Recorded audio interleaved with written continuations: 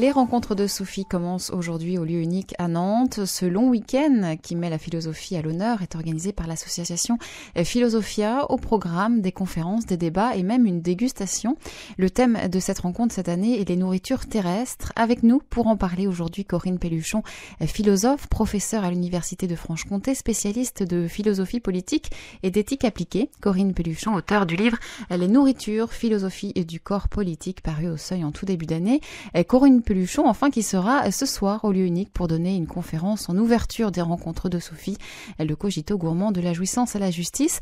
Corinne Pelluchon, bonjour. Bonjour. Merci d'être avec nous. Merci. Alors, quand on voit le titre de votre livre et la thématique des rencontres de Sophie cette année, on se dit qu'elles étaient faites pour vous. C'est vrai. Elle était faite pour moi, oui.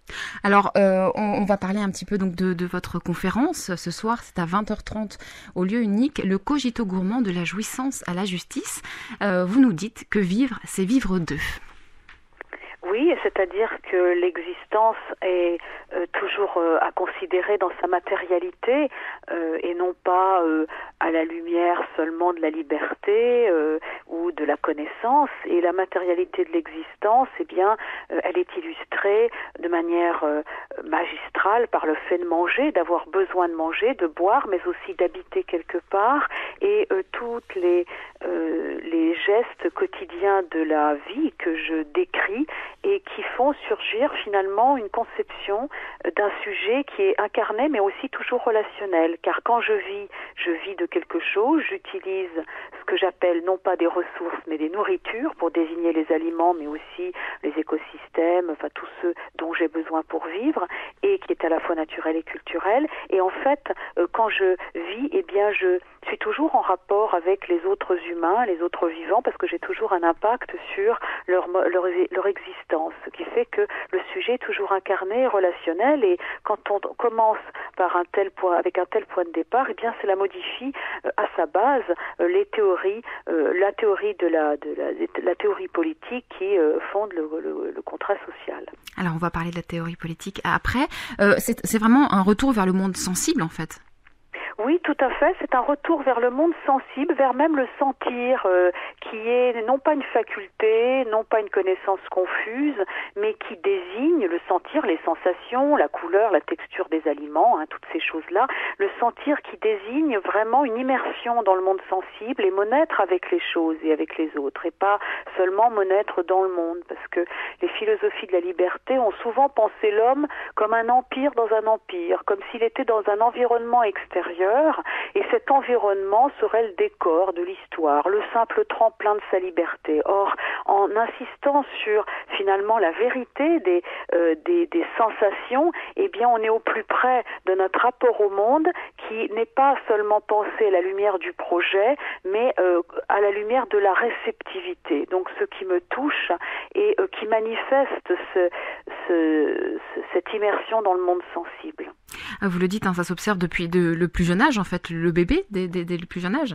Alors, ce qui est très intéressant dans le bébé, et il y a un passage dans mon livre où je parle de la tétée du bébé qui est le bébé qui est assez goulu. C'est vrai, quand on voit un nourrisson qui boit le lait, eh bien, il y a ce côté, il y a un appel impérieux de la faim, mais c'est pas seulement pour combler un vide, pour remplir son estomac. Il y a vraiment ce sentiment, il mord un petit peu sur l'élément, comme dirait Lévinas. Il y a cette accord, ça exprime l'accord primordial qu'on s'entend à trouver avec le monde, cette gourmandise aussi, et pas seulement les besoins, mais vraiment et puis ce caractère aussi, cette dimension affective de l'alimentation, et pas seulement nutritive. Il y a tout un tas de dimensions de l'alimentation, nutritive, affective, symbolique, etc.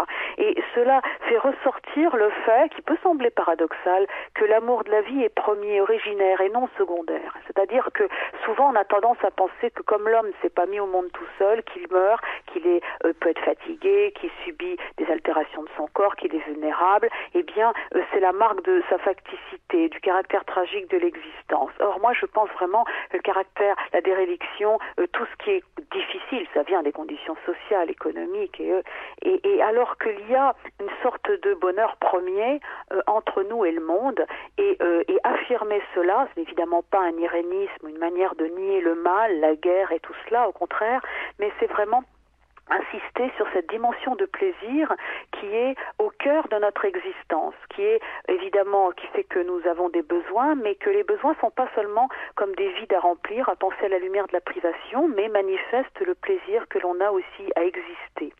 Corinne Pelluchon, je le rappelle, vous êtes philosophe pour les auditeurs qui viennent de nous rejoindre. Vous serez ce soir au lieu unique pour donner une conférence en ouverture des rencontres de Sophie, le cogito gourmand de la jouissance à la justice. Une question peut-être sur la relation avec les autres. Vous le dites, quand on mange, on entre déjà en relation avec les autres.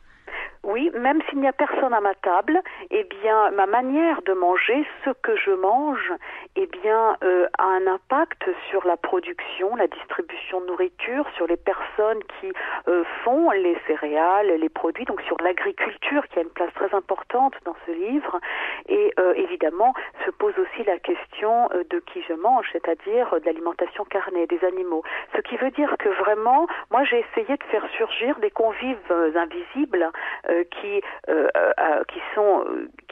sont réels quand je mange, parce qu'effectivement manger, c'est vraiment dire la place que j'accorde aux autres hommes et aux autres vivants au nom de mon droit à exister. Il y a vraiment quelque chose qui montre que l'éthique ne commence pas par la rencontre physique de l'autre humain actuel, mais en fait, dès que je mange, il y a quelque chose qui a un enjeu éthique, économique et politique. Vous évoquez aussi les conséquences politiques, notamment la place de l'écologie. Oui. Justement, en quoi cela peut changer le rapport à l'écologie ? Ah oui, tout à fait. C'est-à-dire que l'écologie, moi, au lieu d'en faire une réflexion sur la nature qui serait un peu extérieure ou sur l'ensemble des ressources dégradées aujourd'hui, eh bien, je fais de l'écologie un chapitre d'une philosophie de l'existence en montrant à quel point l'écologie, qui vient du mot oikos, foyer d'éthérien, eh bien, fait partie de notre existence. Elle n'est pas, et notre existence a des conditions qui sont à la fois naturelles et culturelles, et en même temps naturelles et culturelles. Quand on parle de paysage, d'agriculture, on est déjà dans la culture et on est aussi en rapport étroit avec les écosystèmes, le sol et la nature. Donc il y a toute cette interaction et je pense que c'est très important parce qu'il y a deux écueils qui, à mon avis, me semblent responsables du fait qu'on n'a pas intégré l'écologie à nos vies et qu'elle n'a pas rénové la démocratie, de tâches que j'essaie d'accomplir. Eh bien, ces deux écueils, c'est d'une part dans les philosophies occidentales de la liberté qui sont focalisées sur la liberté de l'homme et font de l'homme justement une liberté qui est exilée, qui est hors sol, si je puis dire. La nature n'est qu'un décor de l'histoire et elles se sont pas tellement occupées ni des animaux, ni de l'écologie, etc. Et le contrat social reste un jeu entre humains actuels, donc il n'y a rien sur la nature, il n'y a rien sur les générations futures, sauf de manière extérieure et toujours secondarisée. Et l'autre écueil, c'est l'éthique environnementale qui, depuis 40 ans, a fait énormément de choses au niveau théorique, mais qui, d'une certaine manière, elle, fait un peu le problème, le défaut inverse, c'est-à-dire faut commencer par la nature, quoi. Mais la nature, les écosystèmes, les protéger, alors on dit qu'ils ont une valeur non instrumentale, voire intrinsèque, c'est-à-dire qui n'est pas seulement relative à l'économie, donc ça c'est très bien, mais ça ne change rien au niveau de nos manières de vivre, parce que ça ne convainc que les écologistes, pour ainsi dire.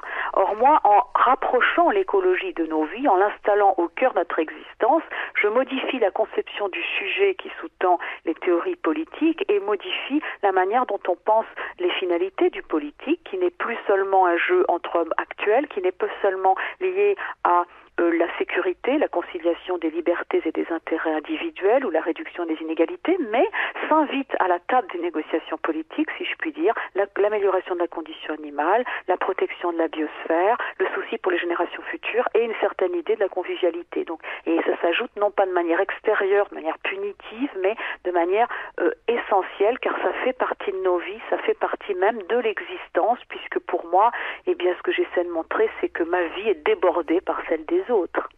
Corinne Pelluchon, on le rappelle, vous serez ce soir donc pour une conférence dans le cadre des rencontres de Sophie. Un mot peut-être sur ce long week-end qui met la philosophie à l'honneur pendant plusieurs jours. Qu'est-ce que vous pensez de cet événement ? Je trouve ça ça fantastique parce qu'il y a une grande diversité des intervenants, des sensibilités, des gens qui sont pas trop écolos, d'autres qui sont vraiment, qui sont même décroissants. Donc je trouve qu'il y a des débats contradictoires. Je trouve que c'est carrément merveilleux. D'ailleurs, je regrette, je ne pourrais pas assister samedi, dimanche parce que j'ai moi-même une autre conférence samedi, mais je le regrette vivement et je trouve en plus, bon, je suis déjà allée une fois au lieu unique et c'est tout à fait, on est très très bien accueillis. Donc je pense que ce sont des débats très utiles sur un thème qui, à mon avis, me semble tout à fait intéressant, joyeux. Et je crois que c'est vraiment, c'est non seulement agréable, mais je crois que c'est très utile ce genre de débat.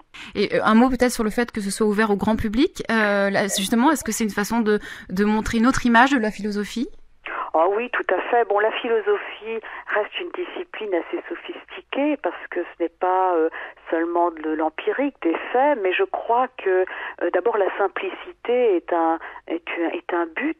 C'est pas d'ailleurs facile d'être simple en philosophie, c'est un point d'arrivée et non un point de départ.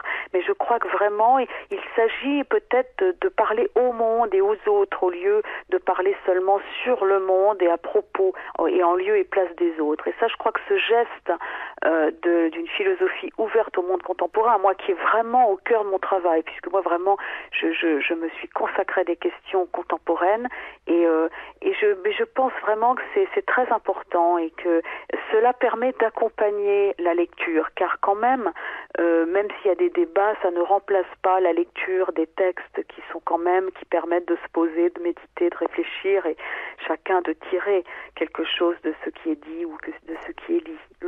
Merci beaucoup Corinne Pelluchon d'avoir été avec nous aujourd'hui. On le rappelle, donc votre dernier livre paru au Seuil, les nourritures philosophies du corps